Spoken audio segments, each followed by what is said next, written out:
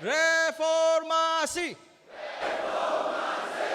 Silakan. Assalamualaikum warahmatullahi wabarakatuh. Salam sejahtera. Alhamdulillah nahmadu wa nusalli ala rasulihil karim. Saudara Rafizi, Timbalan Presiden, Naib-Naib, Susah Agung, rakan-rakan yang saya muliakan. Hari ini seperti biasa kita melakar sejarah. Kerana kita berhimpun untuk bertempur mendepani sistem yang kita anggap usang, yang tidak boleh menyelamatkan negara.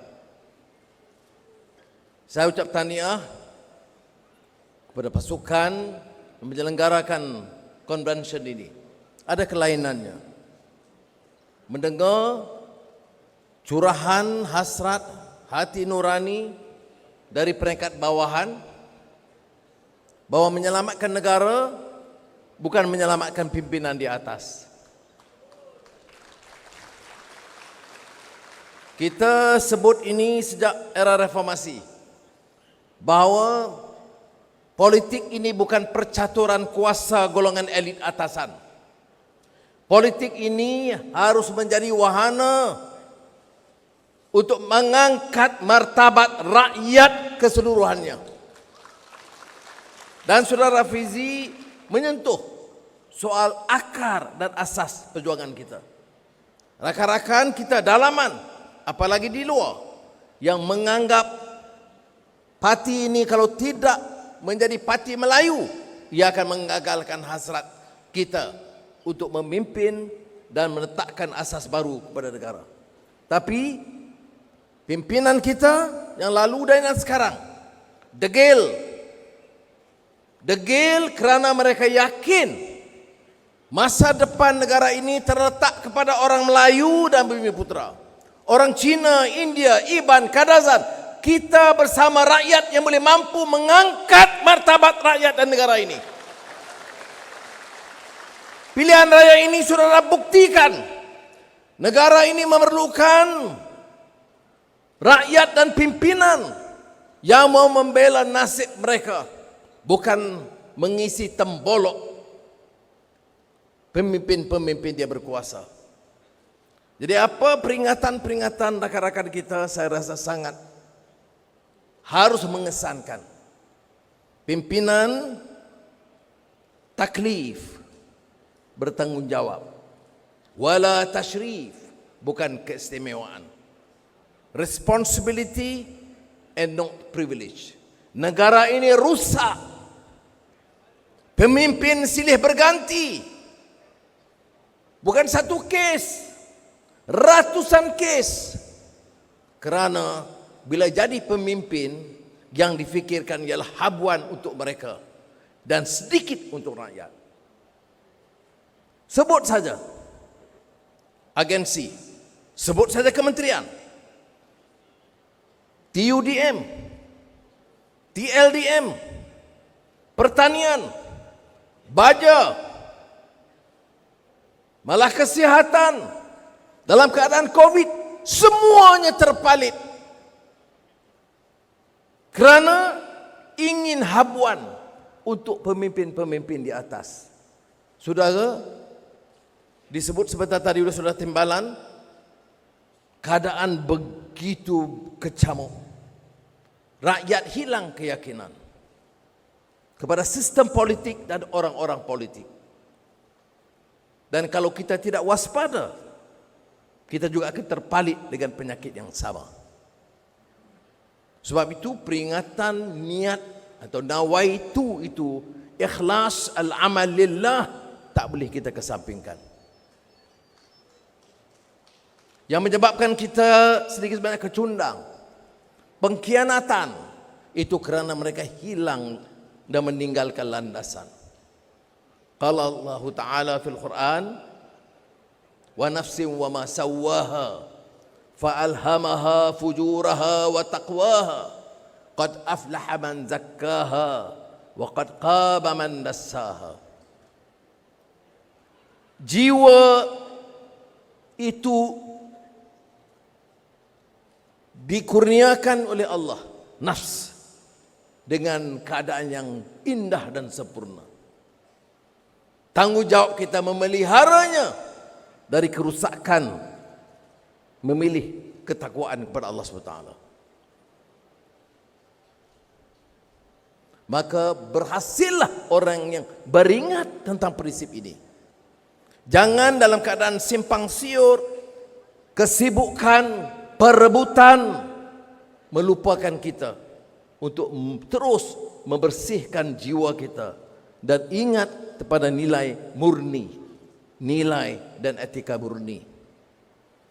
Dan menurut Al-Quran tadi, sial dan celakalah orang yang meninggalkan prinsip ini dan merusakkan, kerana kerusakan itu bukan saja kepada diri mereka, masyarakat mereka dan negara mereka.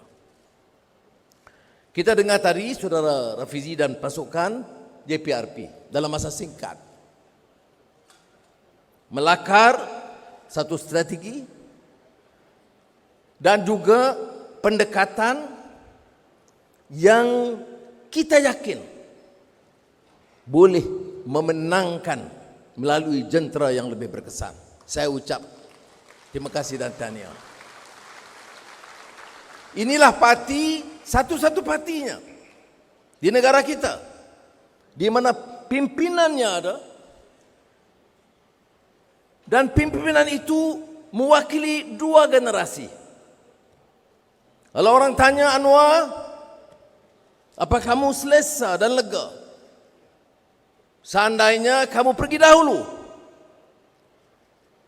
ataupun tahap waktunya terbatas, apakah kamu yakin bahwa parti dan perjuangan ini di tangan orang-orang yang cekal, berwibawa dan berprinsip perjuangan? Saya jawab, iya, insya-Allah. Tidak banyak parti lain, sebut parti mana yang ada jawapan yang jelas seperti mana yang ada dalam Parti Keadilan Rakyat sekarang. Parti ini punya kerangkanya. Sebab itu saudara beri perhatian. Kekuatan saudara Fizi menterjemahkan cita-cita murni ini bersama rakan-rakan naib-naib Presiden, Susah Agung dan pimpinan negeri. Mereka akan terjemahkan prinsip dan matlamat murni. Tanggungjawab saya dan rakan-rakan adalah memperjelaskan tentang matlamat murni hidup dan perjuangan ini. Sebab itu, beberapa hari yang lalu saya kemukakan himbauan pribadi dulu berdasarkan apa yang saya telaah bertahun-tahun, tidak di Kajang tapi di Sungai Buloh. Dan saya lakarkan keperluan kita memahami semula prinsip-prinsip ini. Dia berbeza. Bila kita perintah, kita bukan nak meneruskan agenda yang sama. Kita harus berupaya dan berani mengalih, menginjak daripada landasan yang lama. Bila kita sebut kemampanan, sustainability, ia tidak mempertahankan sistem yang lama. Bahwa kemampanan itu harus dilihat sebagai suatu amanah, menjamin dasar ekonomi yang memastikan ada kelestarian, penerusan. Bahwa pembangunan itu tidak dengan merusakkan. Tidak sambil membangun kita robohkan. Kita bangga dengan pembangunan, tetapi gaji dan upah pekerja begini. Orang hidup melarat, kos meningkat. Tapi kita bicara tentang kadar pertumbuhan. Kemudahan dan insentif yang kita beri kepada syarikat-syarikat besar, kita sebut insentif. Bila kita bantu orang miskin, kita sebut subsidi. Dan istilah subsidi itu membosankan. Apa bedanya? Sudah mau adakan syarikat besar, ada insentifnya, ada pengecualian cukainya. Saya tidak menolak keperluan itu. Tetapi mengapa dibedakan di antara keperluan syarikat-syarikat konglomerat besar dan yang kecil? Negara tidak mampan. Kalau sistem pengurusan negara itu bobrok, maka kita sebut tentang good governance. Berilah satu dasar baik, institusi yang baik. Tetapi kalau dikendali oleh orang-orang yang korup, dia tidak akan dapat menyelamatkan kita. Sebab itu, intipati kepada perjuangan kita tidak boleh lari daripada sistem nilai dan etika. Dan sistem nilai dan etika itu dia berkait kuat dengan faham agama dan sistem hidup kita. Dan sebab itu saya ingin menggesa saudara supaya memahami bahawa untuk membangkitkan kesedaran rakyat mesti ada keprihatinan, care and compassion, keprihatinan dan belas kasihan. Mana mungkin kita bangun kejayaan bagi beberapa kelompok kecil dan kita sisihkan masyarakat. Roland bertanya kepada saya tentang konsep pembangunan. Apakah keadilan ini jelas dan keras sikapnya mempertahankan hak setiap rakyat di negara kita? Kalau kita jawab, ia dengan sendirinya mematahkan hujah orang yang membawa faham perkauman sempit. Yang membawa fahaman sempit itu memang dalam satu wacana yang sungguh sukar. Saudara Timbalan menyebut, dalam ucapan-ucapan dan rakan-rakan banyak menyebut, ya, kita pilih multiracial society. Tetapi percayalah, ia sukar kerana tarikan rasisme, faham perkauman itu sangat tebal. Sebab itu hadis Rasulullah SAW itu berperang dengan konsep asabiyah. Pahaman perkauman yang sempit itu dilakukan oleh Rasulullah SAW sendiri.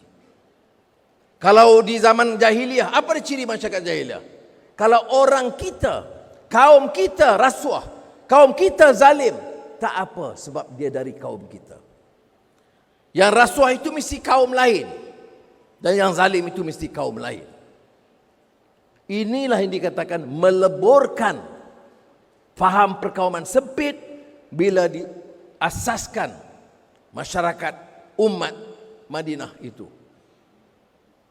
Tetapi 1400 tahun yang lalu dakwah jelajah ke seluruh negara, tazkirah di setiap masjid dan surau. Tetapi kefahaman tentang apa arti keadilan, apa arti kemanusiaan, apa arti rahmah, itu masih tidak dapat diperjelas kerana terpukau dengan faham perkauman. Saudara, biar kita jelas dalam pilihan ini.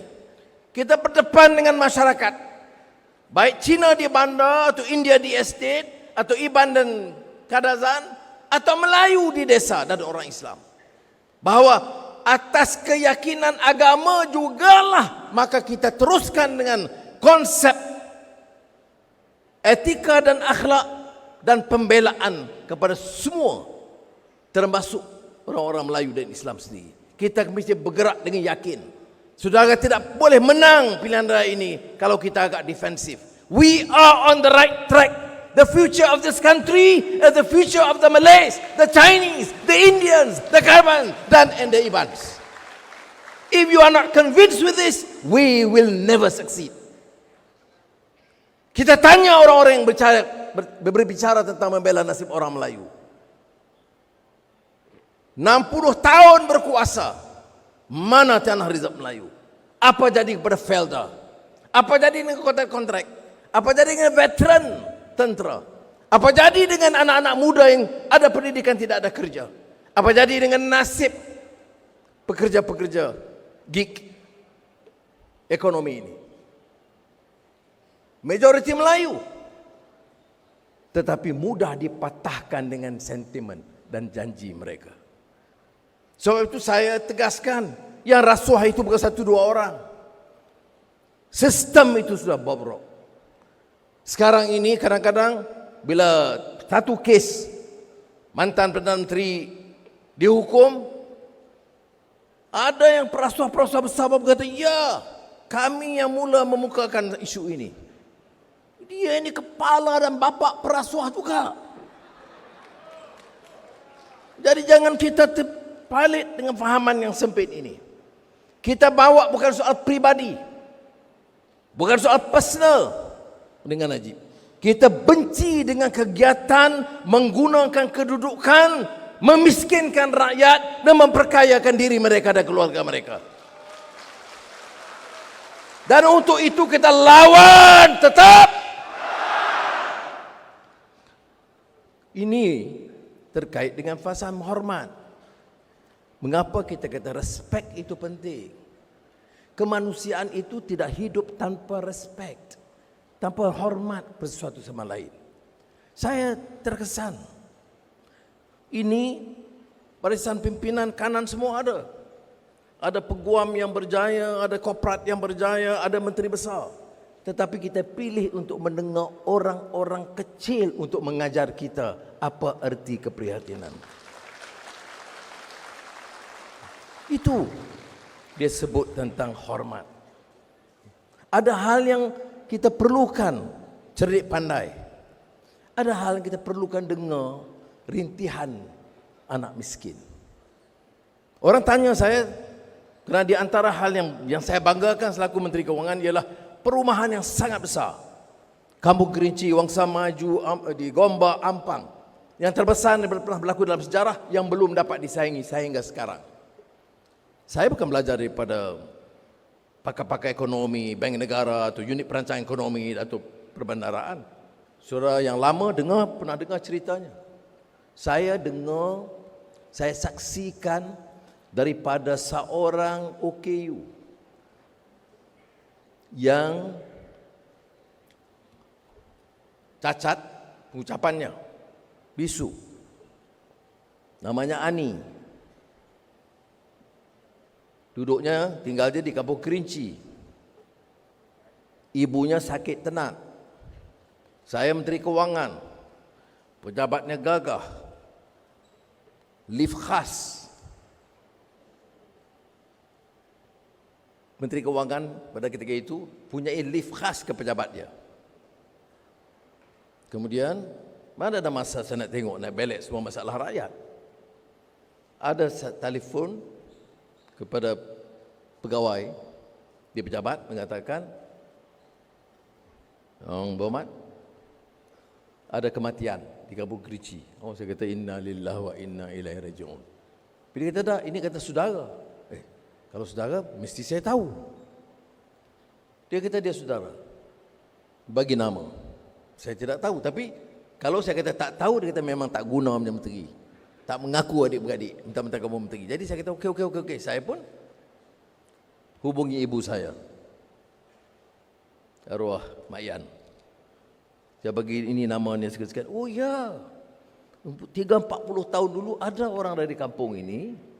Dan kalau kampung Cerotok Kun semuanya saudara. Tapi kita tidak ada hubungan. Dah lama tak ada kontak. Jadi okey. Saya pun bagi tahu kepada Azizah. Azizah, ada seorang Kampung Kerinci, dia sakit, tolonglah pergi tengok. Azizah pergi, dia jangka orang ini dah sakit tenat. Bawa ke hospital, beberapa minggu Azizah dan staf hospital Universiti Melaya jaga. Ditakdirkan Allah SWT, 2 minggu lepas itu dia meninggal dunia. Inna lillahi inna ilaihi raji'un. Bila ibu dia meninggal dunia, kita nak bawa ambulans dari hospital ke Kampung Kerinci. Universiti Melaya ada 2 ambulans, satu rosak, satu dah pergi ke Seremban. Saya kata telefon di Bandaraya. Bandaraya pun ada 2 rosak, satu nak ke Rawang. Tapi jawapan pegawai, kalau menteri perlu, kita boleh tarik yang ke Rawang itu dan selesaikan masalah menteri. Saya kata dia orang yang mati di Rawang ni apa cerita? Jadi telefon beberapa tempat, akhirnya di tabung haji ada satu spare bawa. Saudara, saya masa itu Menteri Keuangan. pertumbuhan 9,5-10%. Kita ini gergasi atau tiger, Asian tiger. Bank Dunia menyebut Malaysia di antara East Asian Economic Miracle. Jadi pemimpin-pemimpin perasan semua.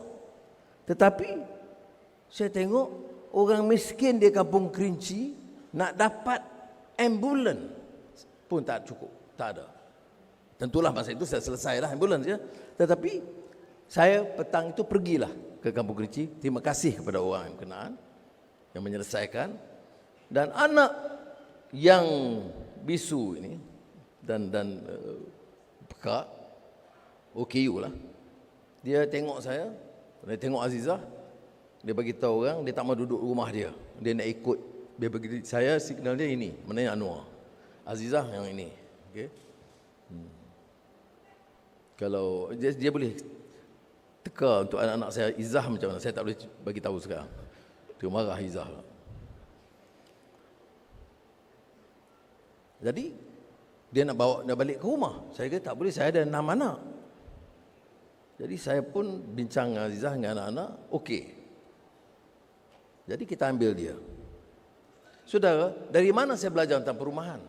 Saya tengok di Kampung Kerinci, 10 minit daripada perbendaharaan, 10 minit dari Menteri Kewangan yang gagah, yang catat pertumbuhan 9,5%. Tapi keprihatinanlah yang menyebabkan saya esoknya jam 10 pagi saya panggil ketua pengarah EPU, setiausaha ketua apa dia panggil, KSP, ketua perbendaharaan, dan Governor Bank Negara. Saya kata, saya dah jadi Menteri Kewangan 2 tahun atau 1,5 tahun, tak ada yang bagi tahu tentang masalah tepi ini. Jadi saya usulkan kita naik motorkar lalu ikut Kerinci. Jadi saya arahkan Governor Bank Negara, ketua pengarah unit ekonomi, dan juga ketua setiausaha perbendaharaan naik motorkar lalu. Jadi saudara, itu kenyataannya. Rumahnya teruk, paritnya kotor, tak ada pembersihan dan tidak ada pengawalan. Maka mulai tahun itu kita gunakanlah Gerakan Negara Saksa, projek perumahan rakyat terbesar yang pernah dilakukan di negara kita. Bermula di Kampung Kerinci. Moral of the story apa? Saya tidak belajar dari pakar ekonomi. Tentu kita harus belajar. Saya jangan kata jangan baca atau belajar. Saya tidak manfaatkan kemudian. Saya manfaatkan hati nurani, perhati dan rasa malu Menteri Kewangan yang gagah di Asia, yang menjadi Menteri Kewangan lah Asian of the Year, etc. Tetapi 10 minit daripada pejabatnya, beginilah nasibnya. Jadi saudara, kita mesti teruskan agenda ini. Kita kena ada rasa prihatin. Yang kita katakan tadi apa? Prihatin dan belas kasihan dan hormat. Kalau kita kat kesian saja, dia become welfare issue. No, dia ada right. Mengapa tak boleh dia ada decent housing? Tak boleh jamin education, access to quality education bagi anak-anaknya. Tak boleh jamin kemudahan rumah sakit dan hospital yang baik untuk ibu bapa dia tak kala sakit. Kita lihat tak kala masa COVID, ada satu sedikit ujian berselerak tarak, kemudahan tidak ada. Beli ubat, komisen habis. Buat hospital, kosnya melambung dan digunakan untuk komisen. Saya kata, saudara, tanpa kecuali. Jadi, apa yang saya belajar, dan saya harap kita semua harus belajar, lihat di bawah.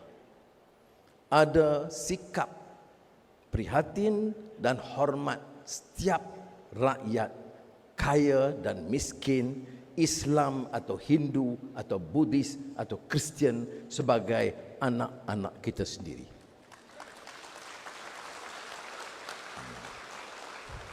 Nah, ada yang senyum sinis bila saya sebut anak. Saya kata anak Melayu anak saya, anak Cina anak saya, anak India anak saya. Izzah membawa anak Cina.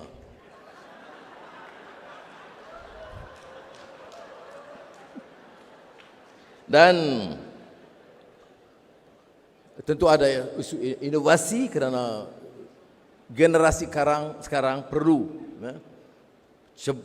mencebur dalam bidang digital technology, AI, dan saudara jangan rasa bosan.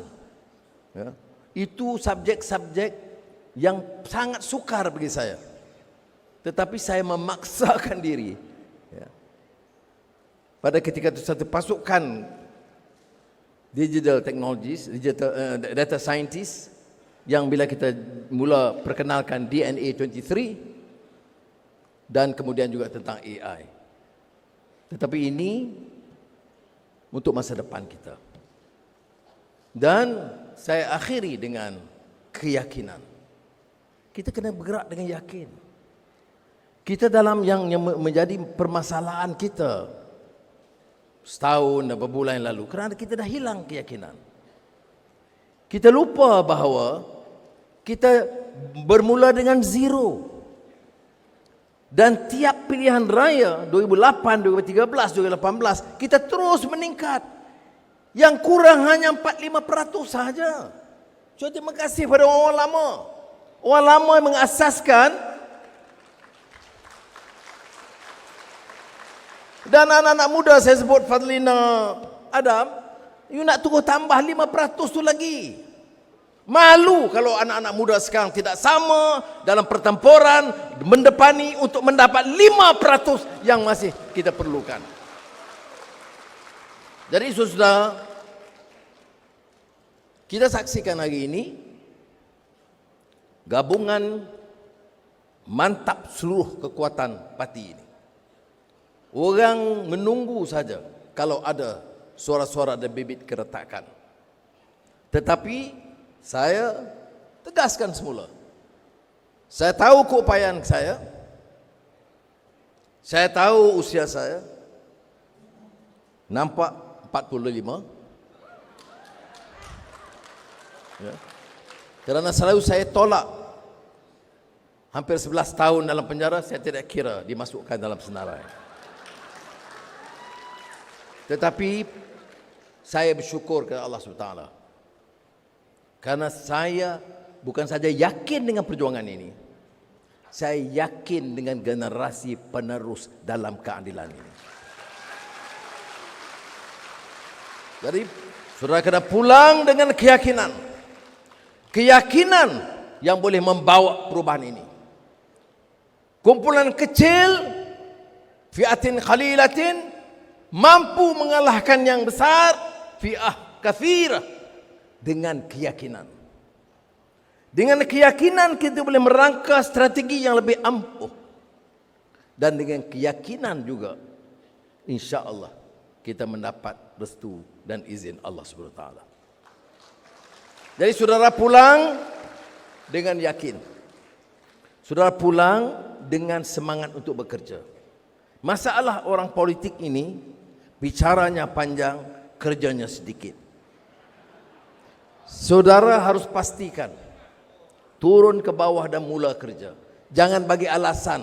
Saya kadang mual. Saya beritahu kepada anak-anak muda, Adam, Fahmi sebelum dia dengar juga, Fadlina. Saya selalu pesan. Saya malas nak dengar masalah-masalah. Oh, anak muda tak ada minat politik. Dia lebih suka Justin Bieber. Dia lebih senang dengar Justin Bieber daripada Rafizi. So what? Masa saya muda masuk Universiti Melaya, saya Elvis Presley, Ricky Nelson, Neil Sedaka, siapa lagi? Bee Gees, The Beatles, Lata Mangeshkar. Okey, tentunya P. Ramlee Saloma. Tetapi itu tidak mengalih pandangan saya bila ada cetusan masalah. Dan bila kita bawa masalah kemiskinan, kelaparan tanah Hamid Tuah, masa itu yang mulanya mencetuskan 10-20 orang sahaja. Tapi anak muda sebaik saja tersentuh hati mereka, maka yang bangkit itu ribuan. Dalam semasa sekelip mata, dari 90% yang tidak berminat untuk politik, tetapi tersentuh bila dia tahu masalah kelaparan tanah. Dia tahu dan diperingatkan tentang masalah kemiskinan. Dia tahu negara dia dan hak dia dirompak oleh orang berkuasa. Dia bangkit menggugat sistem dalam negara ini.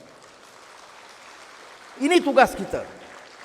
Ini tugas kita, memberi pencerahan, mencetuskan semangat, menukis semangat, untuk mencungkil semangat untuk kita bergerak. Saudara, saya yakin.